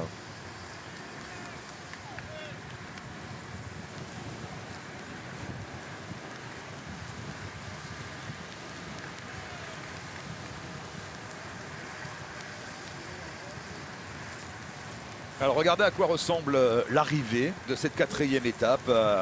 La fenêtre à gauche de votre écran, c'est la ligne d'arrivée tracée à Huchon, dans le très beau village d'Huchon. Huchon, la perle du Morvan. Magnifique petit village à proximité du signal d'Huchon. Donc, et pour y aller, eh bien, la route n'est pas simple. On va pouvoir le vérifier dans quelques minutes, puisque les hommes de tête viennent d'entrer dans les 10 derniers kilomètres. Les hommes de tête qui traversent la commune d'Étang-sur-Arroux. Beaucoup de ruptures de pente hein, dans cette dernière ascension. Il y aura même des redescentes à négocier. On va être également très vigilant.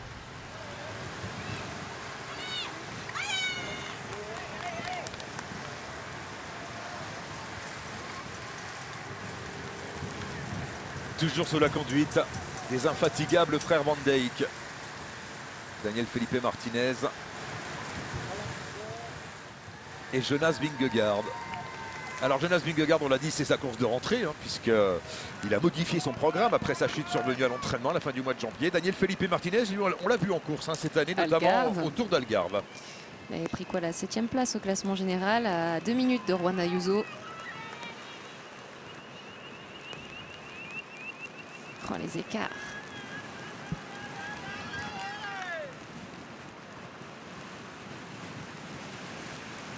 Il s'écrase là, Steinhauser, tout seul, sur ses routes. Il va avoir du mal à résister au retour hein, du groupe Kevin Vauquelin, avec la présence des 3 coureurs de l'équipe Ineos Grenadiers. Et ici, c'est le cuissard déchiré d'Oscar Hindley. Qui lui est tombé même avant la retransmission. Hein. Oui, au kilomètre 85 exactement.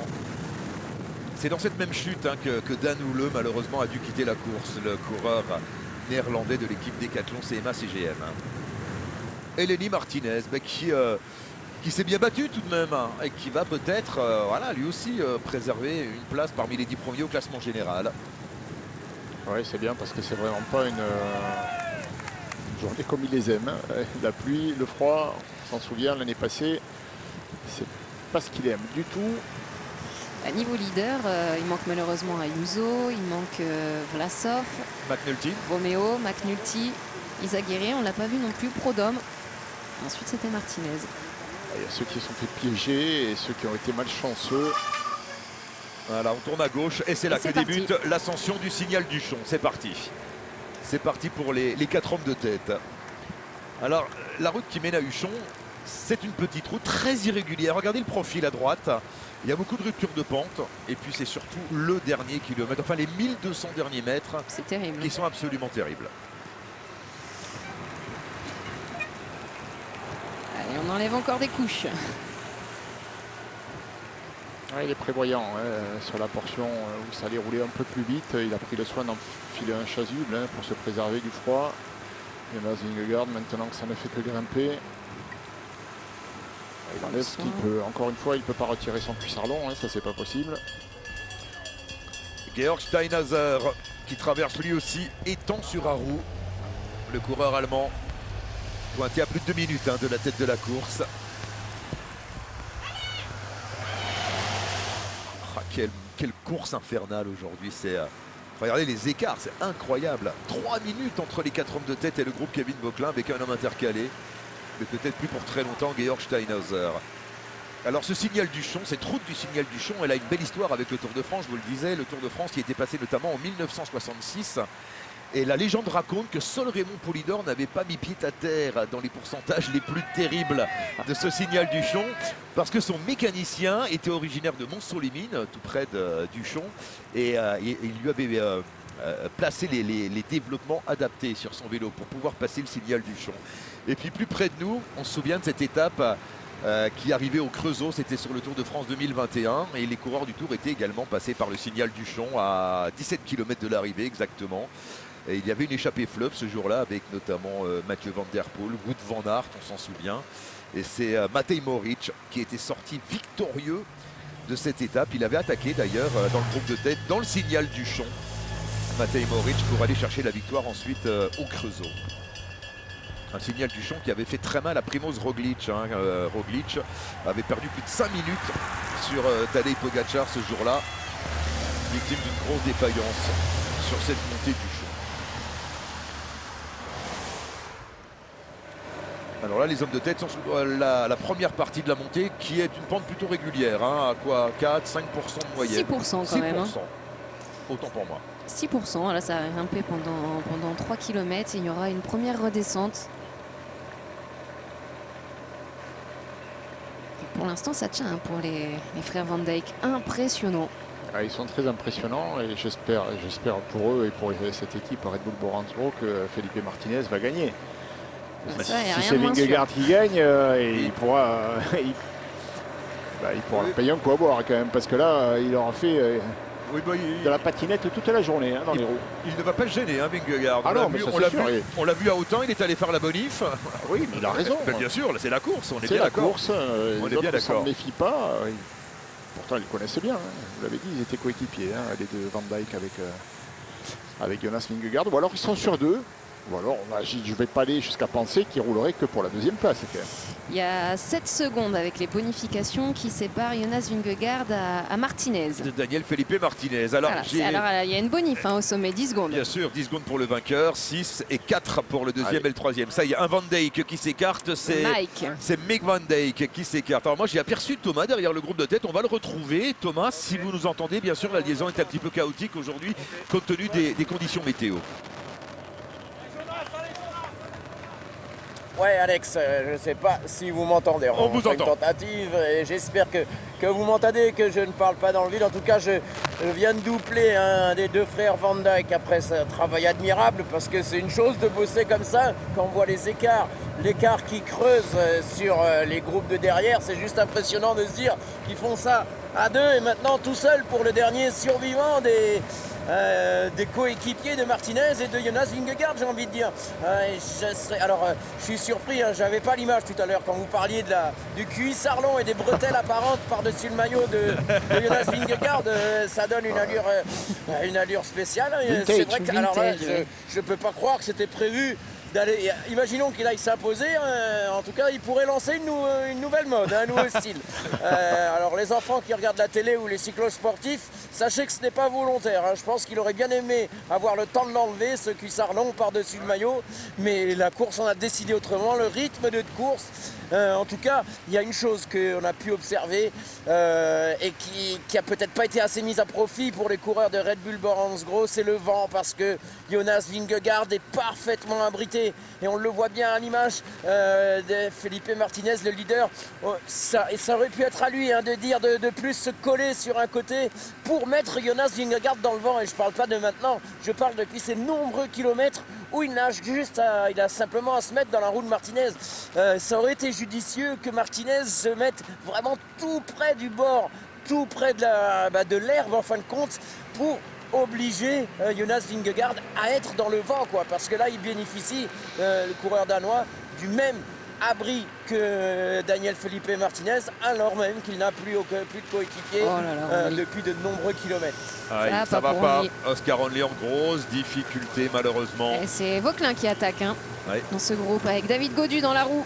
Kevin Vauquelin qui a des jambes encore alors Elie Martinez également. Il est en poursuite Kevin Vauquelin depuis quoi? Depuis 180 km maintenant. C'est ça. Oh là là. Quel dommage pour le Normand. Il avait les jambes aujourd'hui. Kevin Vauquelin distancé. Oscar Onley distancé. Allez, Elie Martinez est là. David Gaudu, Kevin Vauquelin. Voilà les trois Français. Marc Soler qui s'accroche. Oui. Et un sprinter. Jensen Plowright, le sprinter qui est toujours là.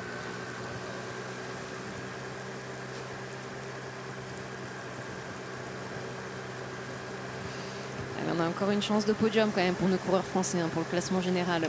Oui, et Kevin Vauquelin qui peut faire podium de l'étape. Il peut encore terminer 3e de l'étape, Kevin Vauquelin. Il y a toujours notre ami de IF Steinhauser qui a perdu pas mal de temps, qui est pointé à une trentaine de secondes de ce groupe. Si Vauquelin va terminer 3e, chapeau. Parce que là, après la journée qu'il a passée, la poursuite, c'est possible. Il en a fait des efforts. Et c'est possible, bien sûr que c'est possible encore. Avec David Gaudu et Elie Martinez qui ont bien fait de s'accrocher, surtout Elie Martinez qui a dû souffrir encore plus que les autres lui aujourd'hui. Allez, première redescente, il y en aura 2. Oui, et là, il faut faire très attention parce qu'on manque un peu de lucidité peut-être dans le final. Il y a beaucoup de virages. Et il y a beaucoup de virages, exactement. Elles sont pas très longues ces redescentes, mais elles sont piégeuses. Elle fera date cette étape de Paris-Nice. On s'en souviendra. Ouais, ça va laisser des traces, même pour le reste de la semaine.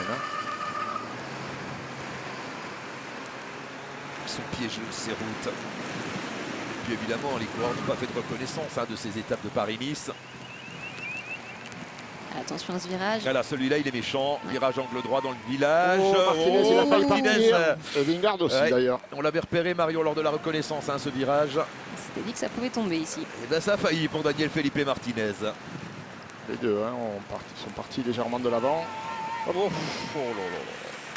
Il se referme. Et la route qui se recabre aussitôt. Allez, 4 km encore.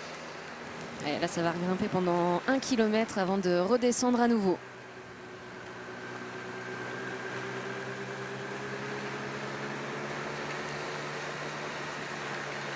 Moins de 4 km pour les 3 hommes de tête. Et l'écart qui continue de se creuser. 3 minutes 28 par rapport au groupe Kevin Vauquelin.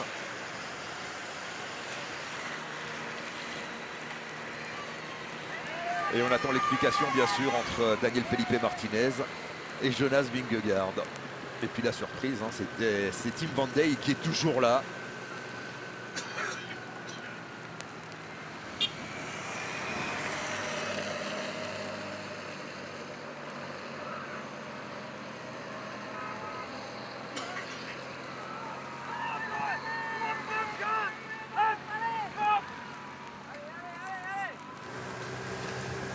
Vauquelin qui ne demande pas de relais, qui se met dans son rythme.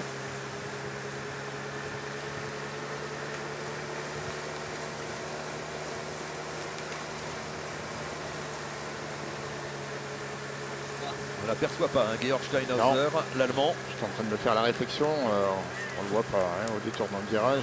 Toujours intercalé, Steinhauser.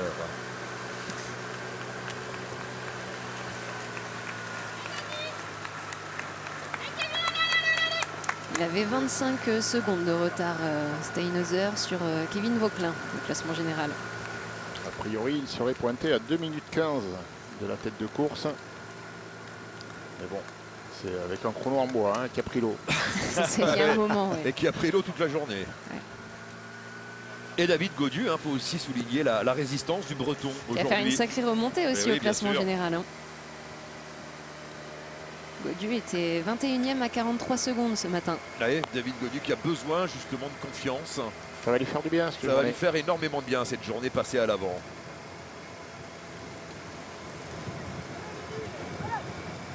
Allez, arrivé 5 km pour le groupe Kevin Vauquelin. Ils vont arriver dans cette descente. Ouais, il y a quasiment 2 km d'écart avec la tête de la course. Il y a 2 km d'écart même avec la tête de la course qu'on retrouve. Bon, bah, Van Dijk qui va s'écarter à la flamme rouge, hein. Pas avant. Quel numéro réalisé par le coureur de la formation Red Bull Boransgro.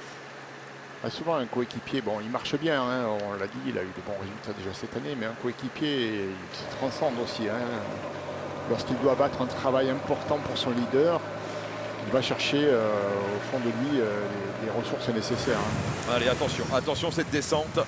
Il faut Ouais, garder la surtout lucidité. là, Hein. le virage. Kevin, attention le virage. Ouais.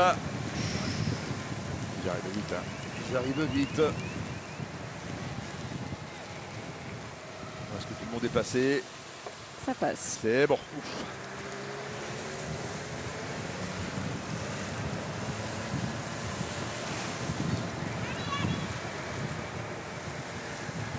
Et Jensen Floreit, il va faire lui aussi une sacrée remontée au classement général. Il était à 1 minute 33 ce matin, imaginez. Il va se retrouver dans le top 10 de Paris-Nice. Jensen Floreit. Ce sera le meilleur sprinter de Le Paris. sprinter, ah, et de loin. Au classement général. Et il s'accroche, hein, évidemment. Il n'a pas fait tous ses efforts pour rien. Ouais, bah, Ouais. ça n'a pas dû lui arriver souvent hein, de se retrouver dans une situation Oh, non. comme celle-là. Du coup, il veut la vivre à fond. Ouais, il a des mollets de sprinter, hein, Jensen Floreit. Et il était quand même sacrément fort, hein, Kevin Vauquelin. Quelle journée! Quelle journée, parce que lui, il s'est battu pendant 200 km pratiquement Ouais. seul, hein, avec personne de l'équipe pour l'accompagner. Et quand il les a rattrapés, ses collègues, il n'a fait que les croiser d'ailleurs, hein, puisqu'ils sont derrière lui maintenant. Hein. Mais oui, Oscar Onley a disparu Et dernière descente. avant la montée finale vers le village du Champ, qui est courte, mais qui est terrible. Absolument Ouais, terrible. le passage max à 16%, 1 km à 13% de moyenne, c'est terrible. Ouais, c'est un peu le même final qu'à la côte Saint-André l'an dernier, lorsque Lenny Martinez s'était imposé au sommet de la côte de Notre-Dame-de-Scié, souvenez-vous. Quelle étape. Et demain, alors on se projette déjà un peu quand même, hein, puisque C'est demain, encore plus dur, je crois, l'étape demain. sera plus dure évidemment entre Cormoran-sur-Saône et Colombier-le-Vieux en Ardèche. Il y aura 206 km et 3000 mètres de dénivelé. C'est l'étape qui proposera le plus de dénivelé. Avec des ascensions qui seront également très très raides. Oh, ça accélère Allez. là, il va s'écarter bientôt, Van Dijk. Ouais. Dernier relais là pour Tim Van Dijk. 1 km 4 encore. Quelle machine. Et on vous le rappelle, hein, juste après cette arrivée, vous avez rendez-vous avec le Paraclub, le journal des Jeux paralympiques de Milan-Cortina, en compagnie de Laurent Lia et de toute son équipe. Vous restez avec nous, bien sûr, sur France 3 jusqu'à la fin de l'après-midi. Pour l'heure, on suit le final C'est raide ici. Hein. de cette étape. Oh, Vingegaard, il a l'air bien aussi. Hein. Et Van Dijk est toujours là. C'est fini. Terminé.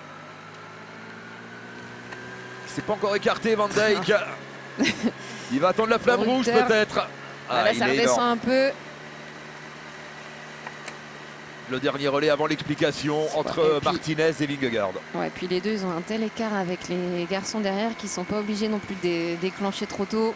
Ouais, ça revient un petit peu, hein, là, le groupe Vauquelin, 3,26 maintenant. Ouais. Oui. Oh, il en peut plus, Van Dijk. Ah oui. Avec comment Allez, ça a l'air. À partir de maintenant, ça ne débranche plus jusqu'à la ligne C'est d'arrivée raide, c'est raide. au niveau des pourcentages. La différence de braquet là entre Vingegaard et. Ouais, il tire gros, Vingegaard, là. Il a Ouais. un monoplateau Mhm. quoi, oui, il a un monoplateau, je crois, non? J'ai l'impression qu'il est sur le grand plateau. Et il il attaque. attaque.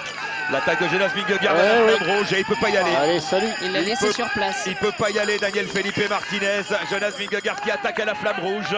Oh, et Van Dijk qui arrive à s'accrocher à la roue de Martinez pour l'emmener. Et là, Ouais, Ah, c'est pas bon signe, hein. ça veut dire que Van Dijk est limite plus fort que Martinez. Hein. Ah ouais.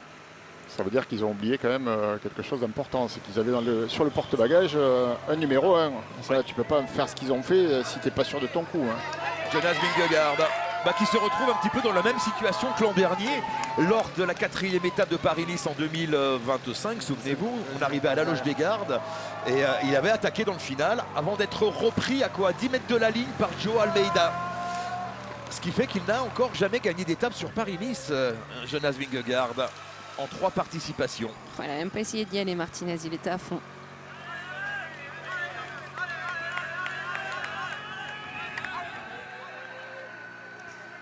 Oh, la team Van Dijk qui est incroyable. Et Daniel Felipe Martinez qui tente d'amortir l'onde de choc. Oh, qu'est-ce que c'est raide. Il va gagner avec un sacré style. Hein. Vestimentaire, vous voulez dire? Oui. Oui.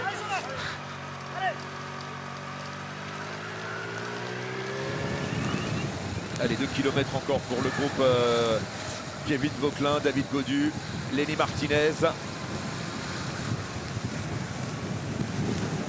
et Marc Soler. Georg Steinhauser ne sera peut-être pas revu par ce groupe, a priori, le coureur allemand. Ça va faire des écarts même à l'arrivée entre lui et Vingegaard. Ah oui, on rappelle, l'écart c'était déjà 7 secondes après la bonification qu'a pris tout à l'heure Vingegaard à hauteur. C'était 7 secondes d'avance pour Vingegaard sur Daniel Felipe et Martinez. Il y a une bonif à l'arrivée et il va passer sur la ligne avec une avance supérieure à la quinzaine de secondes. Donc il sera dans une position très confortable pour aller remporter son premier Paris-Nice. Allez, Jonas Vingegaard, 500 mètres de l'arrivée. Le Danois qui se retourne. Pour l'instant, pas de danger pour Jonas Vingegaard qui a fait le ménage. Allez, Daniel Felipe Martinez avec Tim Van Dijk qui résiste encore. Il va aller chercher la 3e place, Van Dijk. Oh oui.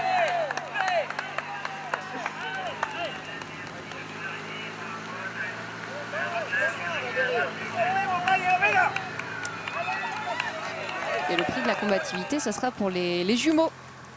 Van Dijk. Ouais, c'est bien. Mérité. Il faudrait qu'ils se mettent d'accord. Ils iront tous les deux sur le podium. Ils ne leur ont pas volé ce prix de la combativité. Allez, Marc Soler qui tente de s'accrocher. Est-ce que... Non, on ne voit pas Georg Steinhauser. Il a encore de la marge, le coureur allemand. Peut-être pour prendre la 3e place du classement général à l'issue de cette étape.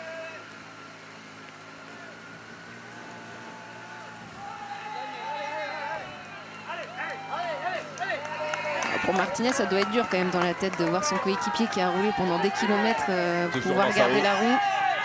200 mètres pour l'homme de tête, Jonas Vingegaard qui va décrocher sa première victoire d'étape sur Paris-Nice.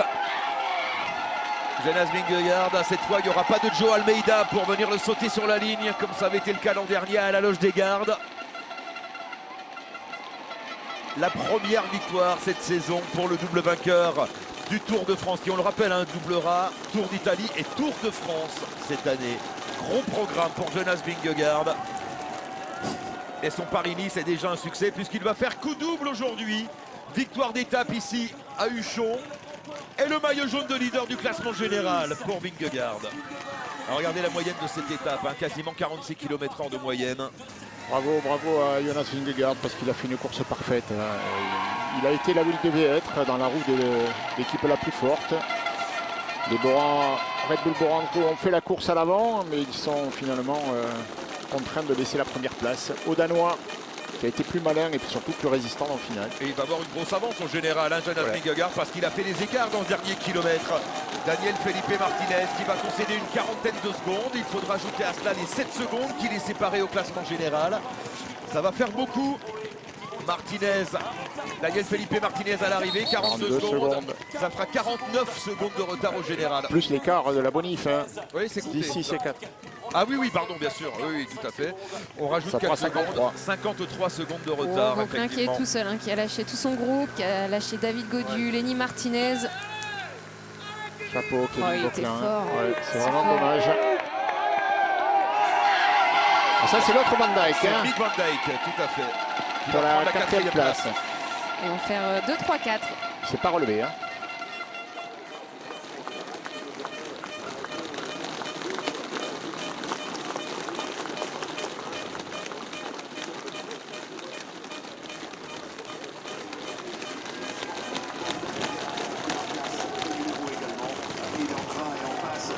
Quelle étape réalisée par les frères Van Dijk. Tim qui prend la 3e place et la 4e place pour Mick Van Dijk à l'arrivée avec un retard d'1 minute et 42 secondes sur Jonas Vingegaard. Allez, Kevin Vauquelin. Et on n'oublie pas le coureur de la formation Steinhauser qui doit être juste devant. Alors aux 500 mètres. il y avait 25 secondes d'écart au général entre Vauclin et Steinhauser. Là, c'est pour savoir qui va prendre la 3e place du général ce soir. Quelle étape réalisée par Kevin Vauclin.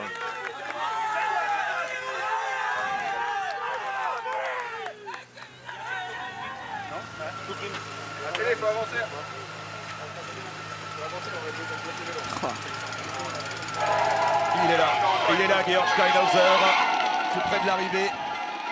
Kevin doit être aux 300 mètres, lui. Ouais, ça veut dire qu'il y a 200 mètres d'écart, 25 secondes, on le rappelle, en faveur de Kevin Vauclin au classement général. On va voir qui de Steinhauser ou de Vauclin prendra la 3e place du classement général à l'issue de cette étape. Allez, l'arrivée de Steinhauser, le vainqueur d'étape sur le Tour d'Italie il y a 2 ans.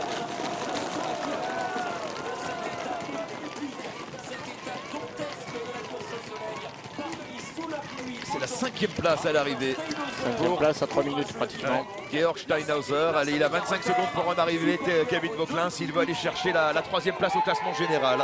Alors là, ça passera pas pour aujourd'hui, mais il l'a dans les jambes, le podium, ça c'est sûr. Il reste des difficultés avant d'arriver à Nice. Et avec la forme qu'il affiche, c'est tout à fait possible d'aller le chercher. Ça fait déjà 20 secondes que Steinhauser a franchi la ligne. Donc Steinhauser sera 3e du général à l'issue de cette 4e étape. Kevin Vauclin, 4e du classement général. Il va nourrir des regrets, Kevin Vauclin, parce qu'il avait des jambes de feu. Il les a toujours, mais il a fait une course-poursuite tout au long de cette étape. La 6e place de l'étape pour Kevin Vauclin. Ici à Huchon, avec un retard de 3 minutes 40 sur Jonas Vingegaard. Incroyable ce que l'on a vécu aujourd'hui. Et Lenny Martinez qui va prendre la 7e place, lui. Qui était à 1 minute et 6 secondes au classement général. Et qui va également faire une remontée. Et David Gaudu qui arrive aussi. C'est incroyable les coureurs qui arrivent les uns après les autres. 7e à 4 minutes. 7e à 4 minutes. Les et écarts dans sont un état de monstrueux. fatigue. Les écarts sont monstrueux. Ça a été à fond du kilomètre 0 jusqu'à l'arrivée aujourd'hui. 8e place pour David Gaudu. Son meilleur résultat depuis le début de la saison. Lui qui avait fait sa rentrée sur le Tour des Émirats Arabes Unis le mois dernier. Il va y avoir beaucoup de déceptions pour Kevin ce soir. Une frustration surtout. Oui, parce que l'équipe Ineos Grenadier, ça perd du gros aujourd'hui. Et Plowright, Jensen Plowright. Il va faire un top 10. Top 10. Oh, il a lâché 9e à Marc Huchon. Soler. Incroyable. Et il va peut-être même rentrer parmi les 10 premiers du classement général, Jensen Plowright. Et il termine pas mal en plus, le sprinter de la formation Alpecin Première Tech. Formidable. Le sprinter australien Jensen Plowright. Et la 10e place pour Marc Soler. L'équipe UAE également a beaucoup perdu aujourd'hui. McNulty. Ouais.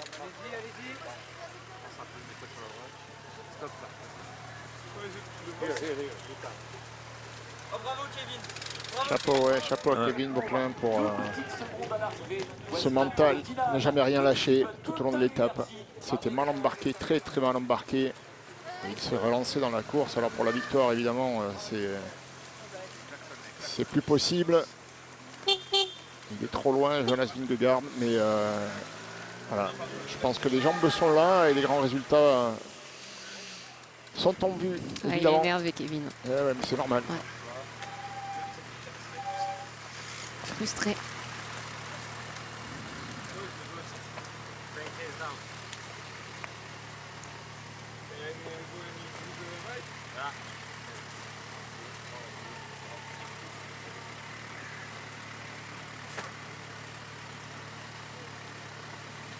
Il y avait mieux à faire aujourd'hui. Mais le podium est accessible toujours pour Kevin Vauclin. Oui, bien sûr, puisqu'il va se retrouver à quoi, une trentaine de secondes de Georg Steinhauser, un peu moins Il peut-être. peut aller le chercher. Yoni Zagir qui en termine 3e de Paris-Nice en 2021. Yoni Zagir. Lui aussi, il revient de nulle part. On l'a jamais vu de la journée. Le premier coureur de Cofidis à l'arrivée. Et ça fait déjà plus de 6 minutes que Jonas Vingegaard a franchi la ligne. Le voici, l'épatant Georg Steinhauser, 3e du classement général ce soir.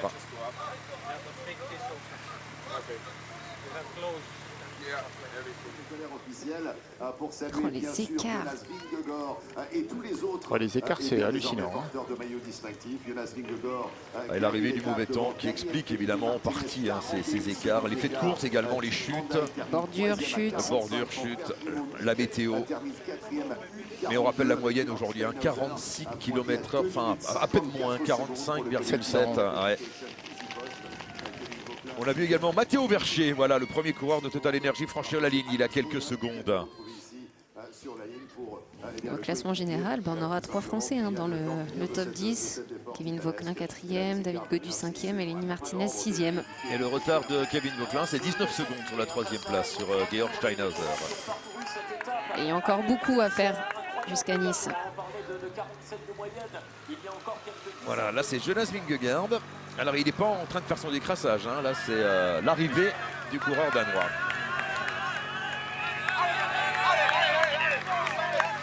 On revoit les derniers mètres, le dernier kilomètre de Jonas Vingegaard, le coureur danois. Première victoire d'étape sur Paris-Nice.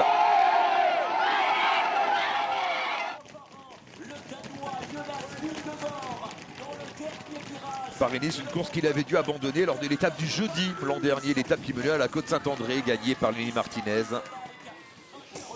Oh, les écarts, le 10e au classement général, c'est Yoni Zaguirre, il a plus de 6 minutes. Et ça, c'est Jensen Plowright, l'homme au gros mollet, le sprinter, qui a hissé sa carcasse à Huchon et qui a pris la 9e place de l'étape.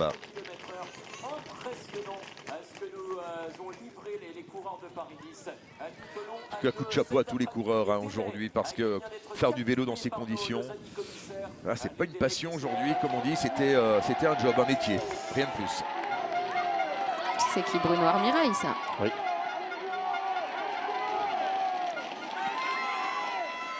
Là, donc que ce soit Roméo, que ce soit McNulty, plus de nouvelles.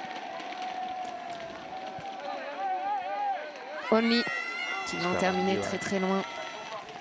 Quel contraste avec les 3 premières étapes aujourd'hui. Paris-Nice est redevenu ce qu'elle est souvent, une course rugueuse, violente, impitoyable. On dit souvent qu'il faut passer la vallée du Rhône pour retrouver le soleil, mais encore une fois cette année, je crois que ce ne sera pas vraiment le cas. Mais bon, parce que en attendant, ils ont trouvé le mauvais temps, comme prévu. C'est demain la vallée du Rhône, Laurent, enfin le début. Regardez le classement général, complètement bouleversé à l'issue de cette 4e étape. Alors quelles seront les conséquences, les incidences de cette étape sur les jours à venir? Il peut dormir tranquille, Jonas Vingegaard. Nous verrons demain, mais elle va laisser des traces. Vingegaard en tête, donc avec 52 secondes d'avance sur Daniel Felipe Martinez. Et puis Georg Steinhauser devant 3 Français, Kevin Vauquelin, David Gaudu et Lenny Martinez. Ce qu'on peut dire quand même de cette formation Visma Lease the Bike, c'est que Vingegaard dans la bordure, il n'avait qu'un seul homme à ses côtés. Eduardo a fini. Il s'est débrouillé un peu seul. Il s'est débrouillé seul et encore une fois, c'est un crack du peloton, Vingegaard. Il connaît la course, il était parfaitement à sa place. Il a su se mettre là où il fallait à tout moment, éviter la chute en étant dans la roue de ceux qui roulaient et qui faisaient la meilleure impression des Red Bull Brabants gros. Et à la fin, porter les stockades et se débarrasser de tout le monde. C'est un cador évidemment, Jonas Vingegaard. C'est le 2e meilleur coureur au monde dans les courses par étapes. Je dis bien courses par étapes puisqu'il ne participe jamais au classique, Jonas Vingegaard. Voilà donc pour cette 4e étape de Paris-Nice qui laissera beaucoup de traces, on s'en souviendra. En tout cas, elle a été terrible, impitoyable, dramatique même pour le maillot jaune. Juan Ayuso contraint, hélas, à l'abandon à une 50aine de kilomètres de l'arrivée. C'est l'heure de prendre la route de Milan pour retrouver, bien sûr, comme tous les après-midi, Laurent Luyat et son équipe pour le Paraclub, le journal des Jeux paralympiques. Salut Laurent. Salut Alex, merci pour cette étape quand même assez incroyable et je reconnais votre générosité Alex parce que vous nous offrez un quart d'heure de plus de Paraclub aujourd'hui. C'est avec grand plaisir que je vous fais cette passe décisive mon cher Laurent. Merci beaucoup. On vous retrouve tous évidemment demain. Il faut dire qu'ici à Milan, enfin en Italie, il fait très beau. Donc on n'a pas de problème de météo, même si ça va se gâter ce week-end. On annonce des conditions assez terribles. Ça tombe bien, c'est vrai, un Paraclub qui va être un peu plus long que d'habitude. Mais nous avons 2 invités d'honneur, 2 invités exceptionnels, puisque nous recevrons évidemment Karl Tabouret, le nouveau champion paralympique en ski de fond individuel 10 km. C'était aujourd'hui, il a fait une véritable démonstration. Il sera avec nous dans quelques instants. Et puis Oscar Burnham, que l'on a quitté en larmes hier, notre skieur qui a encore des courses, qui est toujours à la recherche de sa première médaille paralympique. Il sera avec nous, il nous racontera toute son histoire. Il est amputé de la main gauche et vous verrez d'ailleurs demain, on vous montrera quelques extraits d'un documentaire sur lui, sur sa vie, sur le nouveau Oscar qu'il est devenu. C'est dans Paraclub avec toute l'équipe évidemment. Dans un instant, je compte sur vous, à tout de suite.